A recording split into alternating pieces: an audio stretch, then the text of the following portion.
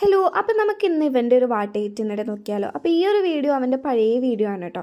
അപ്പോൾ ഇത് കണ്ടപ്പോൾ എനിക്കിതിലൊന്ന് ആഡ് ചെയ്യാൻ തോന്നി. കാരണം ഈ ഒരു വീഡിയോ കണ്ടപ്പോഴാണ് എനിക്ക് മനസ്സിലായി ഇവൻ ഇത്രയും വളർന്നു എന്നുള്ളത്. നമുക്ക് എന്നും കാണുമ്പോൾ മനസ്സിലാവില്ലല്ലോ. അപ്പോൾ തന്നെ രാവിലത്തെ ഞാൻ സ്കിപ്പ് ചെയ്തിട്ടുണ്ടായിരുന്നു. കുറച്ച് കഴിഞ്ഞപ്പോഴാണ് എനിക്ക് തോന്നിയത് വാട്ടേറ്റിനിടെ എടുക്കാമെന്നുള്ളത്.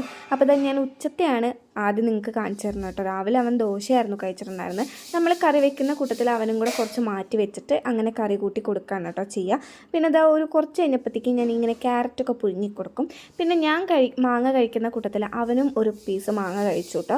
പിന്നെ അതൊരു 5 മണിയൊക്കെ ആയപ്പോഴത്തേക്കും ഇങ്ങനെ അമൃതം പൊടി കൊണ്ട് ഈ ഒരു സാധനം ഉണ്ടാക്കിയിട്ടുണ്ടായിരുന്നു.